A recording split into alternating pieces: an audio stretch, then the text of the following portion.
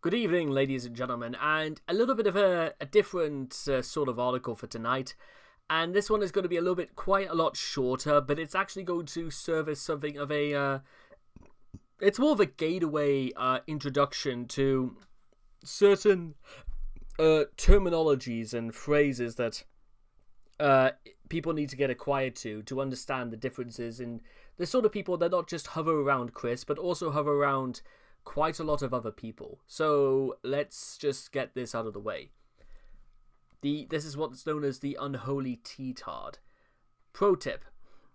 As tempting as it may be, it is best not to assign labels to certain people that contact Chris. Instead, the acts they themselves commit should be documented, as they are ultimately much more substantial to understanding Christery. The Unholy tetard, formerly Trinity and Quintet, is a term used by Christorians to refer to four common practices some orbiters may do that often frowned upon by the quick sphere. Those include white knighting, which it means trying to protect Chris from misguided purposes, and this often involves downplaying and overlooking Chris's negative traits. A-logging, obnoxiously overstating or exaggerating Chris's negative traits. This often, but not necessarily, includes comparing oneself to Chris or wishing physical harm or legal action on him. Enabling, feeding into Chris's self-destructive habits, and weaning, trying and failing to annoy Chris. Jacob Sockness and Kenneth Irwin Engelhardt are today the only individuals to have famously done all of these to some extent. So, let's just do this one step at a time. White Knights. White Knights are people who feel sorry for Chris and feel that they need to help him overcome his demons. Out of all the groups in the Unholy tetard, White Knights are by far the most benevolent, but many are naive to the fact that getting Chris to halt his self-destructive lifestyle is going to take a lot more than a message on social media or a Patreon donation. There is nothing wrong feeling sorry for Chris, necessarily, but without a combination of really tough love and proper resources, White Knights can unknowingly be as dangerous to Chris as the other three groups, sometimes worse. Especially if they play along with Chris's belief that Quickville and its characters are real, or donate large amounts of money that Chris will blow away on conventions, toys, and video games. The level of devotion by White Knights vary greatly. The most moderate either back down or ask for a second opinion before making a fool of themselves. But the most fanatical may defend Chris even when it is clear as day that Chris was in the wrong. Criteria. A person who fervently defends Chris even after it is obvious that Chris was in the wrong. A person who constantly praises Chris even when such praise doesn't fit his overall character or skills. A person who believes that Chris his poor decisions can be in some ways overlooked because of his disability. Spoiler alert, it's not always this case. And a person who attempts to paint themselves as heroic in the Chris Chan saga, despite having done many morally questionable acts and lying about it to gain fame. A-logs. A-logs, or A-loggers, are people who express disproportionate levels of hatred for Chris, often wishing misery or physical harm onto him. The term comes from Anthony A-Log Legato, who would constantly boast about his superiority over Chris and other people, and attempt to frame Chris as evil and not naive in reality. A-logs often sit in the opposite extreme of White Knights. While White Knights try and fail to defend and help Chris, A-logs try and fail to compare Chris to actual tyrants like Fenoste Barbarossa and Nicole Cessassure. One does not have to mention another certain tyrant to understand how A-logging against Chris makes no sense.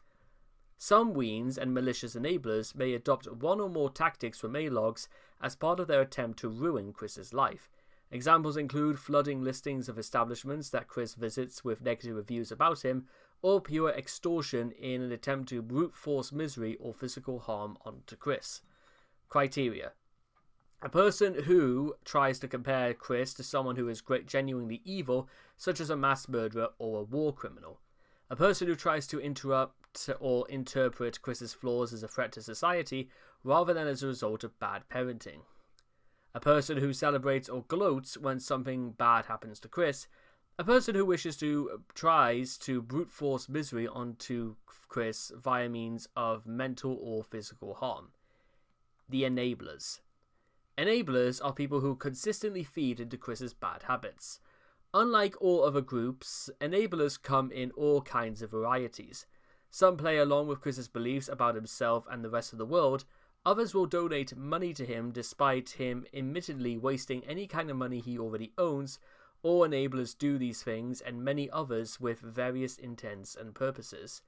Enablers usually agree with, and form a religion of, Chris's belief that Quickville and his electric hedgehog Pokemon are real in the so-called dimension of Scene 197, where all other fictional characters and OCs live, plus a multitude of other dimensions, and that he is the CPU goddess of that dimension. They also encourage Chris's beliefs that the dimensional merge, the apocalyptic event wherein Dimension 1218, the dimension we live in, merges with C197 into Dimension 1C-211987 to bring fictional characters and OCs into the real world, will happen in the very near future. Enablers will frequently donate large amounts of money that Chris will blow away to fuel his Peter Pan lifestyle. However, some enablers and weens, such as the Idea Guys, exploited Chris's weak grasp on reality for nefarious purposes.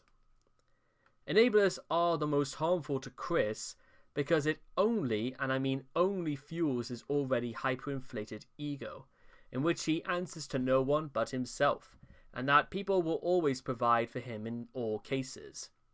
In the case of the Idea Guys, their exploitation of Chris's naivete not only corrupted the Solitude law, but their extortion nearly caused financial ruin in May 2018. In the 23 years since the creation of Solitude, Chris's grasp on reality has deteriorated to a point that some white knights face having to play along with Chris's beliefs to get in touch with him, and even after there is no guarantee that Chris will follow their advice. The works of the enablers are so well recognized by Chris himself that he refers to them as officially as devotees of Chris Chan Sonichu, or docs, or more simply, devotees. Criteria: a person who encourages Chris to continue his Peter Pan lifestyle in some way, a person who pretends to believe or genuinely believes Chris's interpretation of reality as fact and are probably more insane than Chris, a person who exploits Chris's weak grasp on reality for malicious purposes, and a person who donates money to Chris despite numerous warnings from other people telling him not to. Weens. Weens are people who try and fail to troll Chris or interfere with his life. Examples of weaning include trying to get him banned from places or websites that he visits, persistently spamming Chris's social media feeds with pickles and similar outdated memes just to annoy him, or trying to get Chris kicked out of his house by getting the local authority to condemn his house for demolition. However, there is a lot of confusion as to what counts as weaning. Some observers tend to erroneously use the term against any trolling attempt since the death of Bob Chandler in 2011. Even if it succeeds, some erroneously use the term against anyone who contacted Chris, even if they do not even fit the criteria of the Unholy. Regardless of how the term is used, trying to annoy Chris is utterly pointless, as Chris is no longer negatively fazed by most trolling attempts. Attempts to ruin his life are also a very bad idea, especially following the devastating impact of the Idea Guys and the escalating financial crisis. The same goes for trying to harass places for allowing Chris as a customer or patron. Some now have started to preemptively ban him, since they either have better things to do than deal with wannabe trolls flooding their social media channels. Criteria for these include a person that tries and fails to annoy Chris or to do harm in some manner and makes a fool out of themselves as a result of this, a person that brags about trying to annoy Chris or ruin his life, a person who constantly blurts outdated memes such as Julie and Ian Brandon Anderson in order to appear relevant. And, well, there are probably like even larger articles on these sorts of things. Well, yeah, absolutely. Well, which, to be honest, they deserve like entire articles on their own. And it's not just in relation to Chris that these sort of terms come to be. And there's no doubt going to be a series of videos that's going to be like documenting a lot more of these in more detail. But for what they are, that's like the majority of things to cover. Those are sort of like the four real main sort of like trolls to Christorians and everything else in between that you probably need to know. And I know it was going to be a bit of a shorter article, but I'm doing this because I want to showcase to people that don't be like any of these. Just leave Chris well the hell alone and just observe it from the comfort and safety of your own home. And don't be like Chris. I know I can't really emphasize that enough, but there it is. And with all that being said and done, I hope all of you guys have enjoyed this quick and simple little read, and I cannot wait to talk to you guys again next time.